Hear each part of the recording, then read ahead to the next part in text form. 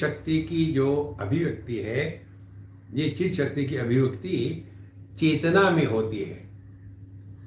चेतना तक मन निर्माण नहीं हुआ,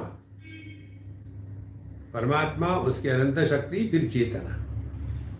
और ये चेतना जब अभिव्यक्त होने लग जाती है तब पहले बुद्धि, फिर मन, फिर अहंकार, और फिर अहंकार से पंच महाभूतों की सृष्टि होती है। और इन पंच महाभूतों से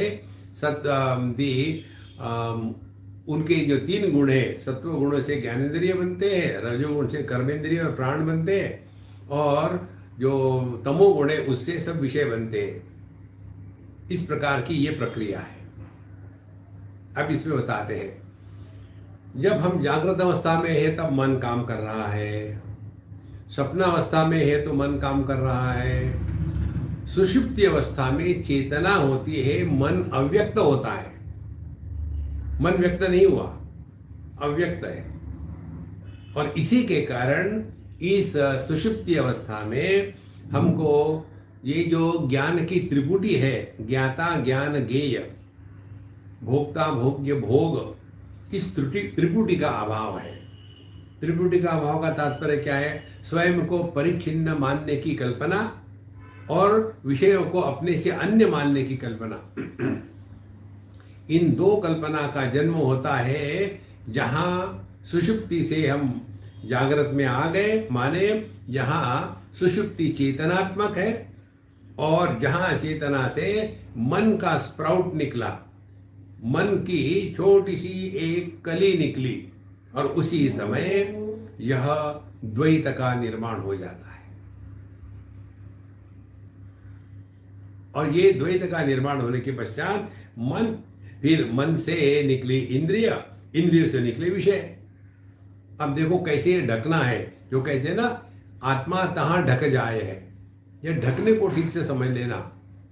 प्रातः काल के सत्र में हमने देखा था कि जैसे सुवर्ण को सुवर्ण से ढका जाए तो क्या होगा? एक ही है, अलग नहीं है, अलग नहीं है। या दूसरा उदाहरण दिया था कि लहरों से समुद्र ढक जाए या समुद्र से पानी ढक जाए। यदि ये समझ में आ गया हो तो इसी को लगाओ। विषयों से इंद्रिय ढक जाती है, माने क्या? हमारे जीवन में विषयों का महात्म्य हो गया।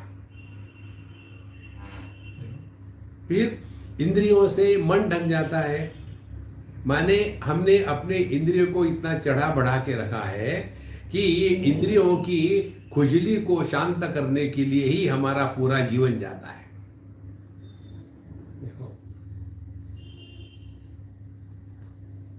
बहुत सरल बात है, कठिन नहीं है। और इस मन ने चेतना को ढक दिया है कि हमको ये समझ में नहीं आता कि यह जड़ वस्तुओं के पीछे अलग करके हम अपने चेतना को ढक रहे हैं, समझ में नहीं आता। ध्यान से सुनना। विषयों के संदर्भ से इंद्रिय चेतन है, इंद्रियों के संदर्भ से मन चेतन है, मन के संदर्भ से चेतना चेतन है। और जब चेतना में सुषुप्ति में पहुंचे वहां मन नहीं होता। क्योंकि वहां मन नहीं होता तो वहां द्वैत का संसार नहीं, फिर क्या है? अद्वैतानंद। और इसीलिए सुषुप्ति में आनंद ही आनंद है। तो जहां मन जग गया, मन का जहां होता उदय, माने जहां सुषुप्ति से जग गए, माने मन का उदय हो गया। मन का जहां होता उदय, आत्मा तहां ढक जाए है। फिर हम अपने स्वरूप को भूल गए, ढक गया है।